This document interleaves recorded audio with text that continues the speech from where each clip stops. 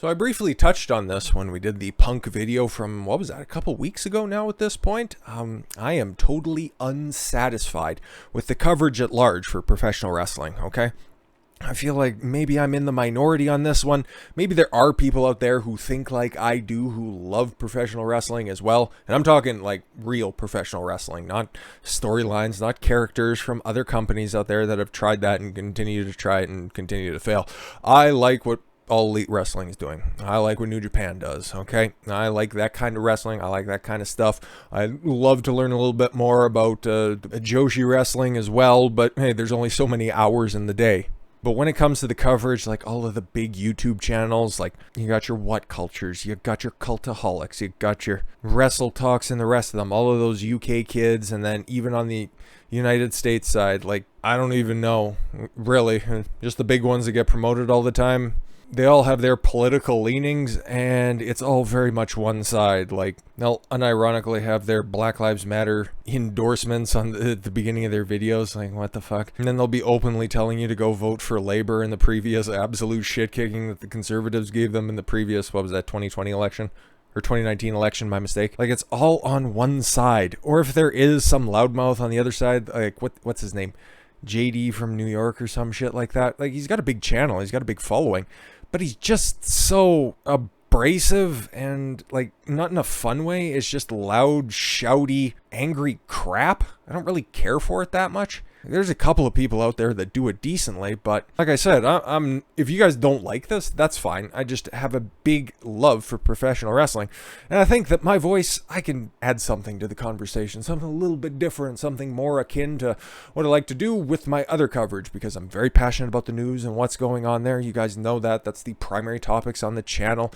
I love my fitness and my nutrition. Got that over there on the secondary channel because that's a totally different take on things, and it's something I like to do to just kind of relax at the end of the day and just talk about something fun and off topic. And then I love to talk about sports, okay? It's probably something that made the channel grow larger than any other topic. Most of you guys came over here, most of the numbers got popped up because of talking about Trevor Bauer and the crap that he's going through. So I don't know which direction the channel's going to be going through, and I'd feel considerable regret if I didn't share what I think is a wealth of knowledge about professional wrestling and what I like to see. And what I like to see and what I'm looking forward to so goddamn much is this card right here. So we're going to do a card rundown. I'm going to give you a little bit of an insight. Predictions kind of hack, but at least where I think that these matches are going, the likely outcome, and if there's going to be any angles coming off the back of this. So first and foremost, this is the new pre-show, the buy-in, whatever they call their pre-show. It doesn't really much matter. Big 10-man tag. Matt Hardy's group, Private Party, TH2 against the not quite best friends and Jungle Express. It's going to be a babyface win, okay? Fucking make the crowd happy. Big spot fest. Dives. Just look at everybody who's in there, okay? You're going to see more limbs flying in this one than you would in a whorehouse on Friday payday. Like, it's going to be wild. It's going to be exciting. It's going to get people going. And normally, AEW for their pay-per-views run an hour-long pre-show. So for there to only be one match on here, either they're going to get 5 to 10 minutes to do something really cool, or there's going to be another angle that's shot there, okay? Like, there was one match that got taken off between Pac and Andrade. El Idolo, right? Because Pac may or may not have caught the coof, or it's apparently travel issues, but some dirt sheet reports are also saying that it's the same reason that Sasha Banks was pulled off of SummerSlam, and it looks like she might have caught the coof too, so who knows? And there was also a social media post from Andrade saying that he would, still like to do something all out, and he's looking for a mystery opponent, so he might come out here and he might get something rolling for the main card, or maybe just have an impromptu match. I don't think that that's very likely, but I would think that he maybe is going to show up on the card in some point, because he put that out there, and I got an idea, but we'll get to that shortly. So I got the All Elite site here, and they don't have anything put in match order, and I'm going to try to figure out at least how I would book this card, okay? That's what kind of perspective I'm going to give to you on this one. I'd open up the card with Moxley and Satoshi Kojima. If you guys are unfamiliar with who Satoshi Kojima is, he is just one of these old dudes who just loves to draw people on their heads and lariat the fuck out of them. This one I am looking so forward to, because it's just going to be two grumpy people just fucking trying to knock each other's heads off, dropping each other, and fucking brawling about the outside of the ring, the inside of the ring, and Moxley's going to end up dumping Kojima on his head with a fucking DDT, and that's going to be the end of it. Give it about 10 to 15 minutes, because if I'm going to give it a comparable matchup here, I think it was the opening match for Dominion 2019, where you had the current IWGP champion, Shingo Takagi, graduating from the junior heavyweight division, and then his first opponent was against Satoshi Kojima, and that match fucking ruled, because those guys just lariated the fuck out of each other. 12 minutes? Do that exact same thing right here on the biggest card AEW is going to put out. Maybe for a long time, because the next couple of places that they have booked out are going into a deeper lockdown for no fucking reason, and they've absolutely butchered and had to push forward some plans for some certain debuts that are definitely going to be happening now, that were going to be happening at the big stadium show in New York. But more on that later. So Moxley's going over Kojima. It's going to rule. Like I said, give it 12 to 15 minutes. At the end of that, Moxley's going to start cutting a promo. This is just a theory I have, okay? So don't say I didn't tell you if this does in fact happen. Because he was angling for a match with Hiroshi Tanahashi for the US, or the IWGP US Championship at the end of that. But because they have this big stadium show over in Japan, they kind of needed one of their top guys back over there. I know, right? So that match is still in the works, but I expect a video to be sent over from Tanahashi over to Moxley. It'll get a big pop from the crowd, and that's why I think it's going to start the night hot. And that match kicks ass. Okay? And then you have, it's not on there because, like I said, get your fucking website straightened out. Of the women's Casino Battle Royale, okay? It's supposed to be, okay? Most of these Casino Battle Royales, the singles ones, they put on, it's normally 21 competitors, and they've all been announced so far. And there's talks, and I'm pretty sure, at least according to the dirt sheets, that the former Ruby Riott, former Heidi Lovelace from the Indies before Ruby Riott in WWE, she's coming over. She's going to be Ruby Soho, and she's already signed, and she was supposed to be making her debut very shortly. Maybe they're pushing that ahead to the stadium show because that's supposed to be September 22nd. But again, this makes sense that she would debut in this Battle Royale. But it's all booked up. So is somebody not going to be able to compete, and then she ends up taking their spot? That makes sense because there are a lot of talented ladies here. It looks a hell of a lot different than when they ran the women's Casino Battle Royale last time, I think a couple years ago at this point. Like, there's a whole bunch of people in here that could win it. And the most obvious one is Thunder Rosa, because Thunder Rosa and Britt Baker have a feud from a minute ago before Britt took the championship at Double or Nothing. And once again, just going back to reports, they're looking to blow that off in early 2022. So they're looking at Revolution for that one, giving Britt Baker a long title run because she is one of the most over people in the company. So why would you be taking the title off of her anytime soon? And there's no stipulation on this one because the winner of this Battle Royale is going to be getting a future women's title shot. So what does that mean? Most likely with these casino, well, at least that's what the history of with these Battle Royales have been. The title shot goes to a person a couple weeks down the road.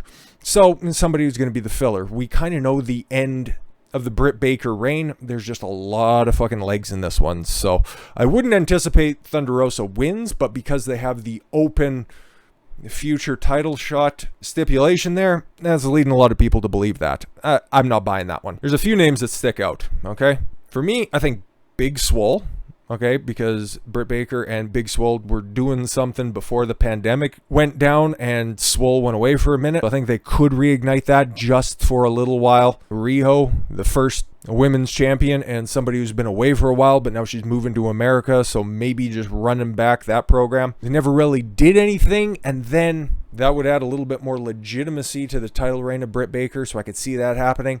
Or what I think is the most likely, either Tay Conti or the just returning Anna Jay, okay? Anna Jay's been out with a shoulder injury for a minute. Now that she's coming back, I think that would make for a good reason to raise up Dark Order because she's still a part of that, and Dark Order's going through some restructuring at the moment. At least that's what it's looking like. So it'd put more focus on that group, which is going to get reworked here in a minute, because last time we talked about some wrestling, it looked like Bray Wyatt was coming in, and Dark Order's some of Dark Order is teasing a new leader there. So we could be seeing a split between the friendship of Anna Jay and Tay Conti.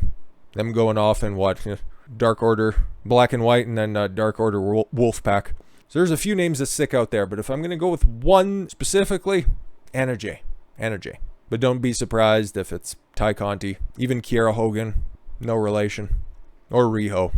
But again, if Ruby Soho is going to find her way into this match, which I still think there is a chance, I could see Rebel, who's just been kind of Britt Baker's sidekick for a minute, having some kind of an injury, or there being some kind of an angle, and she'd have to vacate her spot. I could see that happening. I could see that. But as of right now, all 21 spots are filled up. Maybe they had a 22nd because there was no real number on the amount of participants that are going to be there. So, and there's a couple of other people that are out there just waiting for a job that could really be used to bring up and elevate this often neglected division, because it was on life support there for a minute, but now they're starting to acquire a whole bunch of workers, and the people that they've been putting time into are starting to pay off. So, bright future for the women's division in comparison to where they first started. So after that match, oh man, I really don't know, but I'm thinking it's probably going to be the MJF Chris Jericho. If Chris Jericho loses, he's not losing, by the way.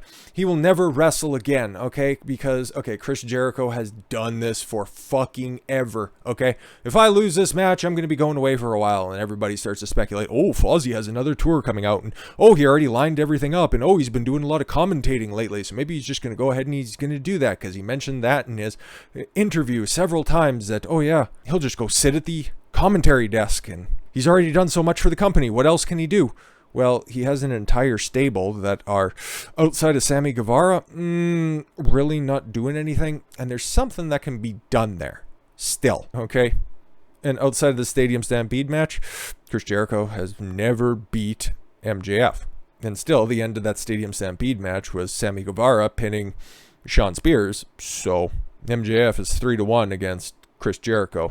And the way that they were working that whole Labors of Jericho thing, the 5 different matches that ended up leading up to this final fight, it was designed to make you think that Jericho is going to be retiring at the end of this, because he went through death matches. He went through one of his old opponents in Juventud Guerrera. He went through MJF's henchman in Wardlow and in Shawn Spears. And then he tapped out to MJF in the final match, which of course he was going to lose, because it was always going to set up a final match at the big pay-per-view, because Chris Jericho is still the biggest star prior to Punk and Bryan getting signed. Obviously, he's still up there. And he can still do a lot, because the inner circle isn't going to be going anywhere. And what's to be gained for MJF to retire Jericho, okay? He already knocked Cody out of the world title picture forever. He's won a battle royal for a fucking gimmick ring twice. He had DDP's final match. Won the first ever Blood and Guts War Games match. Like, the kid has done so much so far. He doesn't need the accolade of retiring Chris Jericho. That can go to somebody else, and there's still a lot of legs in a Jericho inner circle feud against the Elite, okay? Run that back, what was initially supposed to be the first Blood and Guts match, and then, of course, with the incoming new Fed guys, working something there, and there's still something that can be given by Chris Jericho for the young kids that are on the come up, so I don't see him losing this match. Everything's built up, and then, of course, Jericho's promos, and then just trying to set up everything. It's like, oh, you know what? It's really looking like you could. It's not going to fucking happen. And then a match that just has Angle screamed all over it, not Kurt Angle. Former Big Show, Paul White against QT Marshall. Honestly, this is going to be the piss break match before everybody hunkers down for just the crazy part of the card. So I think this goes right in the middle of the show somewhere. Because this is going to be the ultimate cooler match, because everybody was kind of tired of the Big Show at the end of his WWE run, and nobody was really clamoring for him to come in and, you know, work long matches. This could just be a quick squash, or it could be an angle to try to get over the factory, but Paul White ain't losing this shit, okay? The chokeslam QT Marshall, spin it off, maybe trying to get that Anthony Ogogo, my mistake. Bring him back in, because he's been awfully fucking quiet, and he's been awfully, rather remarkably off screen for a long amount of time. And, you know, the Big Show, he wasn't really using the fucking punch there near the, he wasn't really using the chokeslam near the end. I just mentioned what I was going to say. He was just more or less using the punch because, oh, he's got the big hand and he's going to just knock you out. Well, Anthony Ogogo is a fucking Olympic boxer, so that makes sense for spinning this off into that feud. And then now that Paul White has a win under his belt and he's the giant, he's the world's largest athlete, you can have that new killer that you're signing up come in next special Dynamite or next special Rampage that you guys have. You can have Paul White, Anthony Ogogo. after the big beatdown and the big schmoz at the end, and then he comes out, and that's how I see that one playing out. And then after that cooler match, because honestly, okay, even if Anthony Ogogo does come back, it's not really going to pop the crowd. It's not really going to do much. Steel cage match is where I think goes next, and this is definitely going to be the match of the night. This one's going to be fucking nuts. I think the Bucks end up hanging on to the belts here. Okay, they've had a fairly long run so far, and the Lucha Brothers in different incarnations with either Eddie Kingston or whose match is also not on here. This fucking AEW site. Jesus Christ, get your shit together. See, they're not the perfect fucking promotion because they can't even get their fucking promotion page right. But anyways, back to this match. Yeah, fucking whatever Fenix is gonna do off the top of this cage is going to be fucking mind-blowing, because if you guys just go back just a couple of years to their ladder match at All Out in 2019, fucking Canadian destroyers off the top of the fucking ladder through a table, and now they got a cage to jump off of or just try to go through. It's gonna be fucking awesome. I think the Bucks end up retaining on this one. And then this is when I think if there's going to be a little angle cut at the back of this, because yeah, there was that Pac Andrade match that ended up getting canceled, and Andrade's kind of working an angle with the Death Triangle, which Pac is a part of with the Lucha Brothers, and then of course the Young Bucks have the rest of the Elite. So at the end of the match, beat down the Lucha Brothers once the cage comes up, and then Andrade, trying to be good guy Andrade, comes down, tries to help them out, runs everybody off. And then, if they're going to be doing this, which the guy doesn't have a no-compete clause, I think this is when we see the debut of Adam Cole. Could be wrong on this one, but I think that would be a good place for him to debut, because he's automatically just going to slot in with the Elite, and there's still a little bit of legs on that one. Don't be surprised if that happens then, because this is going to be a night of a lot of debuts and a lot of angles, because it's mostly the culmination of a lot of things. And then, after running that crazy shit, they're going to have to get back to something a little bit more grounded. And that's when you're probably going to be getting your TNT match, your TNT title match between Eddie Kingston and Miro. Okay. Now, this one seemed a little bit quick, and then especially with the big stadium show that's happening September 22nd in Eddie Kingston's back home. He's been repping New York for a long time, wearing the Empire State version of the AEW logo on his t-shirts. Like, he was designed to win that championship in New York. So to see this match show up here, it seems a little bit premature, but because of all of the restrictions that are happening in New York, and you're going to have to prove that you get the poke in order to show up, and if they put the roof on, then you're going to have to start wearing your mask, so that entire situation's a little bit fucked at the moment. So that's why a certain debut that's going to happen at the end of the show ended up getting pushed to All Out instead of appearing at that show there. But regardless, okay, hear me out on this one, because either Eddie Kingston loses, which would just be really sad, mostly because neither of these guys should be losing this match. I think we're going to see a draw. I think we're going to see a time limit draw, okay? Either Eddie hangs on during the game over, and he's cranking, and Miro's cranking him out on that one, or Eddie Kingston's just running out of time as he goes to cover Miro, has the match won, but the time runs out. I think that makes a lot of sense, and then they push the rematch to the stadium show that headlines there. It's just a special Dynamite. It's not a pay-per-view. Headlines there. He gets his big win there. I think that makes a lot of sense, because they don't do fucked finishes in AEW, and that makes a whole hell of a lot of sense, at least to me, because neither of these guys should be losing right now, because Miro's doing some great fucking promo work, and Eddie Kingston's like the best promo guy out there right now. So there's a lot of heel champions in AEW right now, and you put the belt on Eddie Kingston, he can literally work with anybody, because his promo ability is just so good. He can work as a tweener. I think that makes a whole lot of sense out of that. And then Miro, yeah, he's so over, he doesn't really need the belt right now. It's still a great gimmick, God's favorite champion, but gives time for his wife to show up, and then they can debut, and they can do just fucking phenomenal work from there. I think this one goes to a draw. I think we got 20 minutes on this one. And then I already mentioned it before, the women's title match will go on next, because if there's going to be one outside of the fucking Big Show QT Marshall match, if there's going to be one match that isn't very good We've already seen these two square off, and Britt Baker can have great matches with other great workers, but Kris Statlander's not up to that level.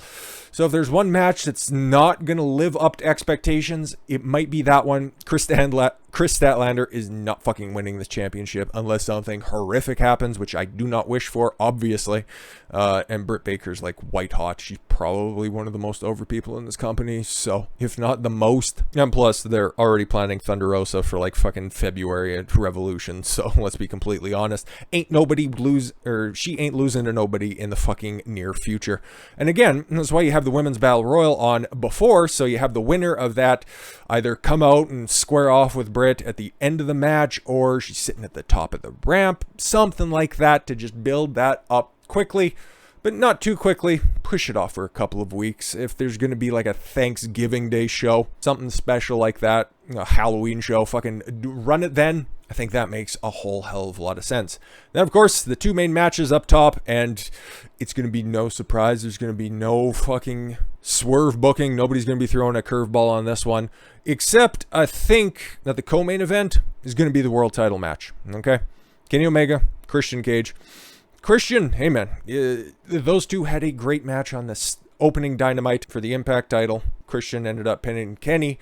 He did so by hitting the Unprettier on a steel chair, so kind of saves Kenny a little bit. But at the end of the day, it's going to be a great match, okay? It's going to be fucking fantastic because that one had commercial breaks in it, and these guys can just do fucking 25, 30 minutes out there and just absolutely tear the fucking building down. So in that big smudge that might end up happening at the end of this match, I do think that we're going to see maybe the Dark Order potentially run down and see the return, sort of Adam Page, because this was supposed to be the Hangman spot, right? He was, he's been built up. If you guys haven't seen the crowd reactions this dude gets, they're fucking next level, okay? Because he's going to be probably the guy who takes the belt off of Kenny, and that right there will just immediately get people back into this one, back into that mindset. So you're going to have the Elite running down, you're going to have the Good Brothers running down, you're going to have the Young Bucks running down because you're a couple of matches removed from that steel cage match. They might limp down. Maybe the Young Bucks will just hang back and that'll create a little bit of dissension out there, but then you'll have Hangman Page come back and clear the ring. It's possible, okay? And Virginia, since he's been at home, because yeah, he was supposed to have this title shot, but his girlfriend or his wife just gave birth to their first child, so he requested this time off. Hence why Cage was just kind of built up, seemingly out of nowhere, to end up getting this spot here. And normally it would go on last, but you kind of do want to send the people home happy now, don't you? Big beat down at the end, maybe, but Kenny's fucking walking home with this, okay? And then, of course, CM Punk, Darby Allin. Sting, he already said he's just going to come out. He's going to deliver Darby to the ring, head to the back. This is going to be a hell of a lot of fun. Punk man back in the day, Ring of Honor days, early ECW days, could really fucking go. And I hope this one ends with a Pepsi plunge off the top rope, and Darby Allin's looking at the lights on this one. There is no fucking curveball coming on this one. There is no, Darby Allin could really get over. If there is one megastar on the cusp there that could do and could survive taking a pin, especially from CM Punk for his first match in like 7 fucking years, for Christ's sakes, it's Darby Allin. He doesn't lose anything from fucking jobbing to CM Punk on his first night in. Like, come on, he's already getting the rub. He's going to be going on last. I don't see how this one either doesn't start the night or it doesn't close the night. And mostly I think it's going to close the night because, hey, CM Punk, because AEW likes to end the night with a closing promo. Hey, CM Punk, take the mic, and then all of a sudden you're going to start hearing the opening strains of the final countdown, and Bryan fucking Danielson is going to show up, and then they're going to go on a great tag run, and they're going to take the titles off of the Young Bucks, and it's going to be fucking awesome. I'm looking so forward to this card. In brief, just running it back, CM Punk's winning. Kenny Omega's winning. Young Bucks are winning. Chris Jericho's winning. Britt Baker's winning, Moxley's winning, Paul White's winning, Anna Jay's winning the Rumble, time limit draw between Eddie Kingston and Miro, and if you remember the buy-in match, 10-man tag, babyfaces are going over. A Jungle Boy pins Matt Hardy. Something like that. That'll be fun. I'm looking super forward to this. If you guys are looking super forward to this as well, hey, you're going to be in for a beautiful night of professional wrestling. Professional wrestling is back. The biggest card there's been in a long time. the most excited I've been for a professional wrestling show in, oh my God, I can't even remember. Father and I, we would always get WrestleManias all the way from, we used to go out to an old fucking dingy bar that used to be here and is now fucking demolished. We went there. First wrestling show that I remember seeing, WrestleMania 15. Went to another bar for 16. 17, went to a different bar as well. Watched it on like a 13-inch television halfway across the bar. And then from 18 to 24, watched them all at home. It was an event. I used to look forward to that. I haven't been that excited. That is the level of excitement I'm experiencing for this because it's been a minute. I've missed the past 3 AEW pay-per-views. Still paid attention to it. Still filled in the gaps. That's why I have the opinions that I do on this one. And yeah, I don't know how many more times I can say it, but this is going to fucking rule. Thank you all very much for the gift of your time. I've been Don Consuelo. I want you to follow your gut and get after it. Take care, everyone.